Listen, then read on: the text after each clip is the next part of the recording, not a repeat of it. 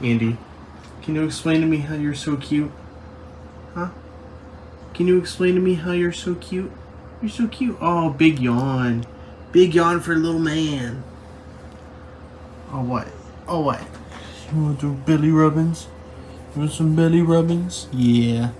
Good morning. It is currently 4:43 a.m. on, what day is it? Tuesday, September 24th. And today, we're going to be trying Top of the Morning Coffee's Snickerdoodle coffee. I know we just tried Top of the Morning coffee, but since I'm trying to get back into the swing of recording these, I figured why not do another one. And as soon as they announced Snickerdoodle, I had to get it. It's a limited time thing only, just like the French toast. Also, very sorry about that. I didn't know the French toast is limited time. I love Snickerdoodles. My late aunt, whose bedroom I'm actually currently have been living in for the last 6 years, she would make Snickerdoodles for my birthday, for Christmas, for any kind of holiday, and I ate them up like they were nothing. God, I love Snickerdoodles. I can't wait to try this coffee. Look, I understand that it looks dark. That's because it is. It is now 7:30. It's still not really light enough to work with just natural lighting, so I have the overhead on. You're gonna see a bright spot in generally this area. Just don't worry about it, okay? It is now time to try Snickerdoodle. We have a sprinkle of sugar, spice, and everything nice. Isn't that nice? So scrumptious you'll crave it all day long. Imagine the scrumptious aroma of freshly baked Snickerdoodle cookies mingling perfectly with the rich taste of your favorite coffee. I don't know about you, but that sounds simply divine. So, hopefully this smells as good. Now, as opposed to the French toast, which had a very strong smell unopened, couldn't really smell this one outside of the bag. Oh yeah. That smells like Snickerdoodles. I need another hit.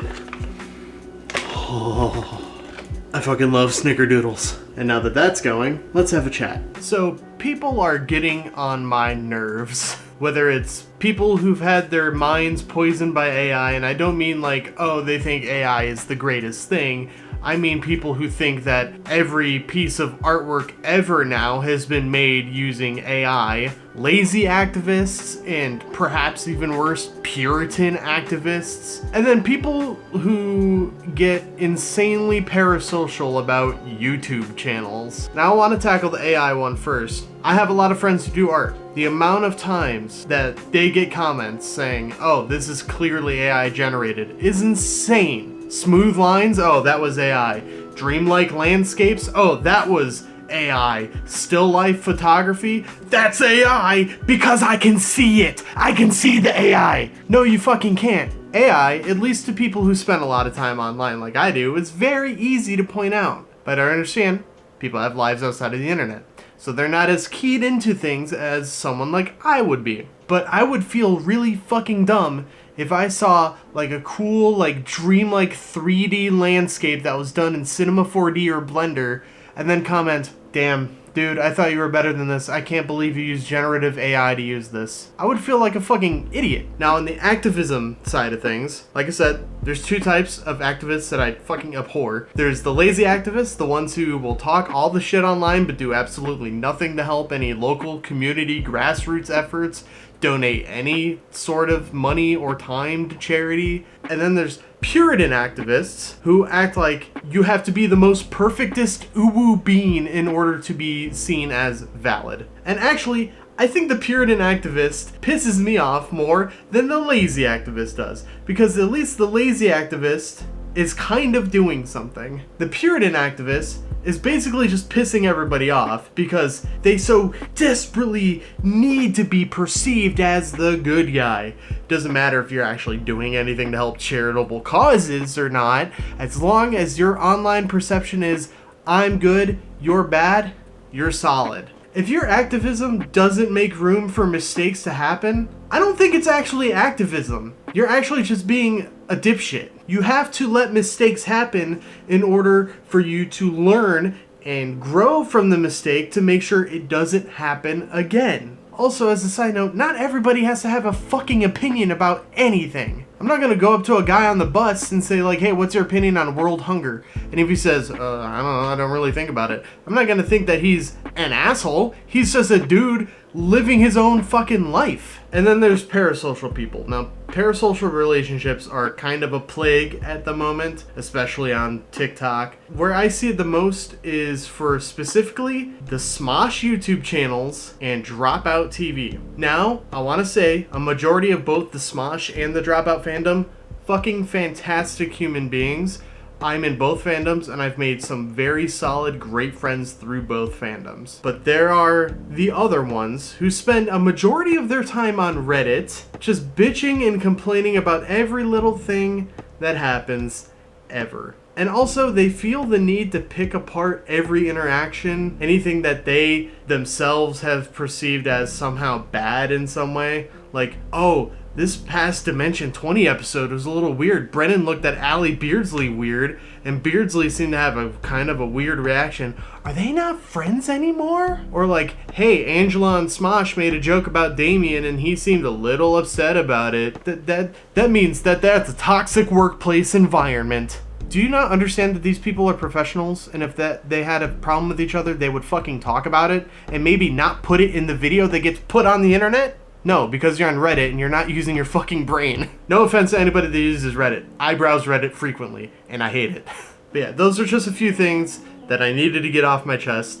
The parasocial one might become its own video. I haven't ranted like that in a very long time. That felt weird. Shadowsense mugs. Go to bit.ly/shadowjams and order one now. Is this actually done brewing? Did I come out too early? Yeah, I think this is done. Ooh, gotta get that lovely pour sound. There's a mustache hair that was like curling up into my nose. That was weird. Anyway, as with most coffees, gotta try it black first, and I'll tell ya, it doesn't smell as strong as the French toast does, but it does smell like Snickerdoodle cookies. I only hope it tastes the same. Be not as hot anymore, please.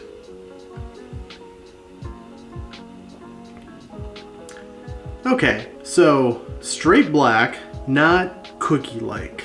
It kind of just tastes like coffee, which is interesting because past Top of the Morning flavored coffees have had some flavor to the coffee as it was black. So let me just go in for one more.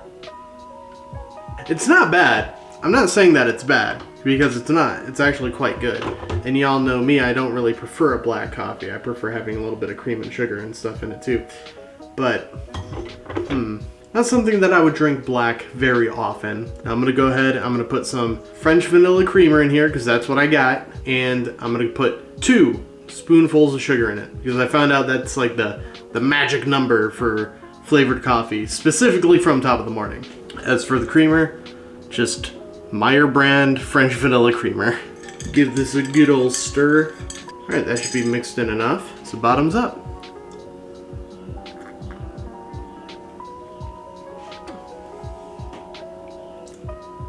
Okay, this is one of those instances where putting the creamer in and the sugar really helps out with the flavor. I know I use a lot of French vanilla creamer, and I know French vanilla is a flavor, but what I've noticed with a lot of the flavored coffees that I get, if I use French vanilla creamer, the French vanilla doesn't really overpower the flavor of the coffee. The coffee overpowers the French vanilla somehow. And that is the case with this Snickerdoodle coffee. This does taste like Snickerdoodles. The geese outside that just honked agree. I don't know if you could hear that, but they were there. Take my word for it, bro. Oh yeah. Oh yeah. That's the good stuff. I fucking love Snickerdoodles. Now, is this as good as the French toast coffee? In my opinion, no. The French toast is way better than the Snickerdoodle. But I will say, the Snickerdoodle, pretty damn good. You did it again, Sean. You knocked it out of the park with this one. Also, if you go to topofthemorning.com/MattBird and use code MattBird at checkout, you get 20% off your first order of Top of the Morning coffee, and I get a little bit of kickback from that. Not sponsored, I'm just an affiliate, that's all.